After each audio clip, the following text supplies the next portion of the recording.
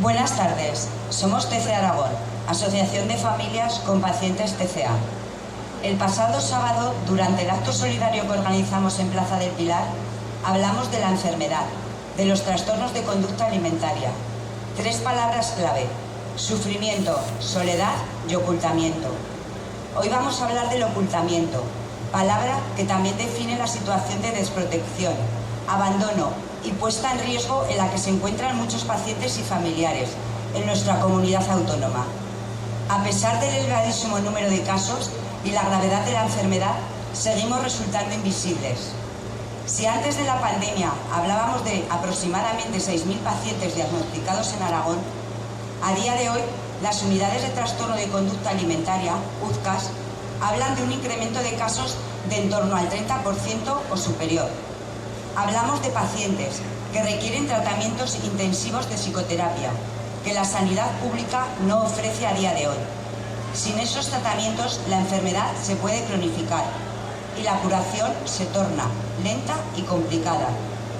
Sabemos que es esencial invertir en prevención, pero a día de hoy, y repito, con el aumento de pacientes provocado por la pandemia, pacientes muchas veces en situación de extrema gravedad, es más importante invertir en recursos sanitarios públicos para atajar el problema. Necesitamos equipos multidisciplinares de psiquiatras, psicólogos, nutricionistas, enfermeros, enfermeras, trabajadores sociales, espacio y materiales adecuados para el tratamiento de la enfermedad en toda su extensión y duración.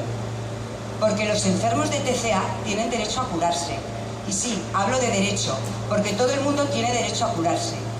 Y esa sanidad pública universal de la que tanto se habla, parece que no se acuerda de nuestros hijos, hijas o de nuestras parejas. ¿Dónde está para los pacientes de trastorno de conducta alimentaria? La escasez de recursos sanitarios públicos y de las prestaciones necesarias para el cuidado y evolución hasta la cura de las personas afectadas por los TCA nos han llevado a una situación crítica en materia de salud pública.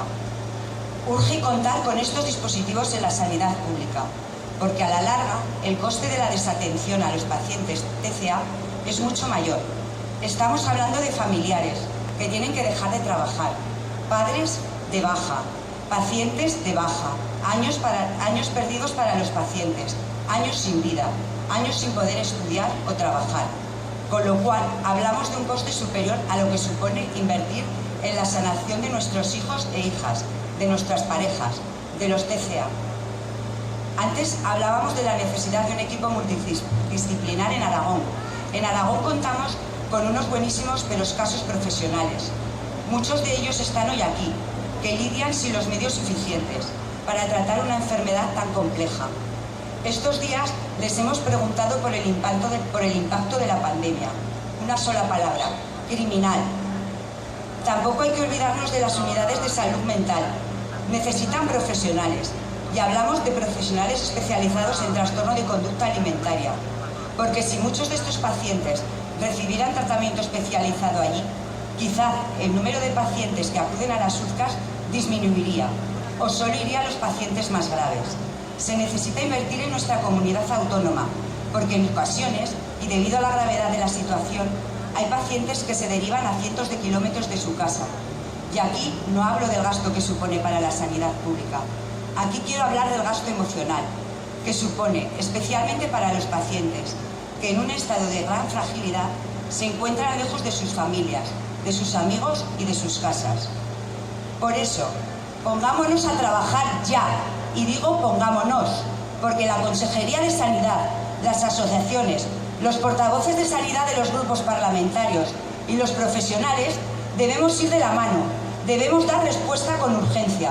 Los TCA no pueden esperar más, demasiado han esperado, demasiado tiempo ocultos. Gracias.